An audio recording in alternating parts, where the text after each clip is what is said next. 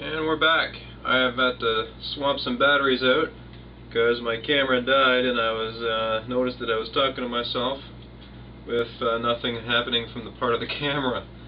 So didn't lose much, but I was just talking about wanting to go thick here, thick at the bottom, just because when it's being used as a mold, I've got somewhere where to hold my hand while I'm sloshing the resin around it. That way my fingertips aren't going over the edge, and quite possibly getting temporarily waterproofed, because it's liquid plastic and it does do that. So, and going over spikes and horns and that kind of stuff, any kind of really sharp feature that you have on a sculpt, it should be really easy to get out. So you don't want the horn to go at a 90. You kind of want it to taper along. I mixed 8 ounces because I figured that'd be enough.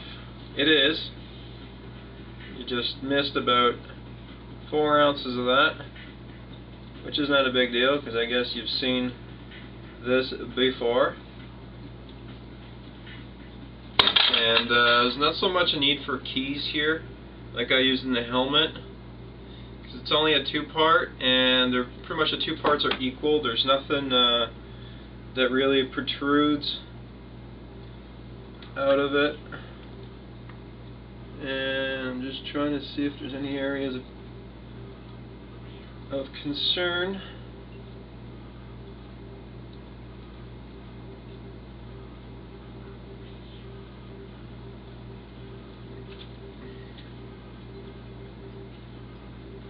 Stuff like this, because there's sharp points, I want to give the ends on the spikes a great big glob of it.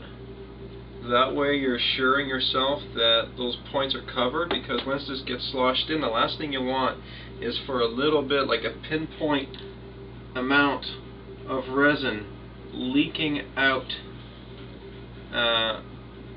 because the area wasn't properly sealed. That's the one thing you do not want to deal with. Now I haven't had that problem, but I can see it being like you think that you covered it, and you know, just by demolding and stretching it might have looked covered, but it was such a thin amount of silicone that ended up stretching and tearing.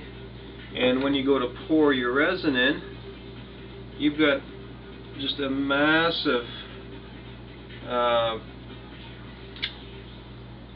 mishap on your hand, especially if you're not doing this over like plastic or something like that, because that resin sticks to everything. It does not come out of clothes. Found out the hard way. And I've luckily never spilt it on furniture or anything like that, so I got it on clothes because when I was mixing, it splashed onto like my shirt, and well, let's just say that shirt's long gone because the stuff dries super stiff. It's pretty much the equivalent of putting like epoxy or crazy glue. It does not come out. And it really can't be scraped out either. So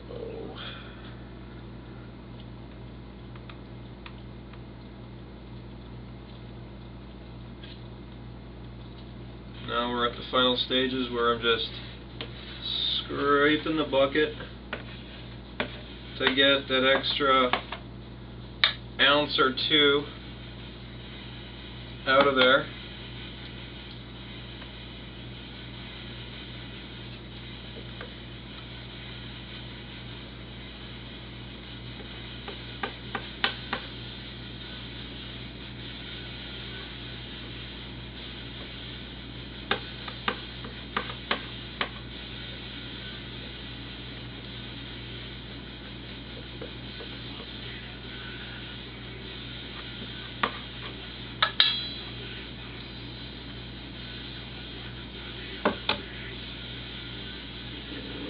just gonna finish up underneath here.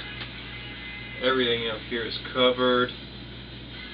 Just gonna get as much out of the bucket as I can.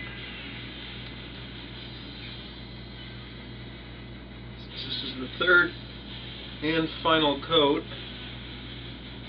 Now I'm just trying to make cleanup nice and easy, getting rid of as much of this stuff as possible, and I'll be able to come back in about 8 hours time, so pretty much overnight. So I'm not going to wake up at 4 o'clock in the morning to have a look at this.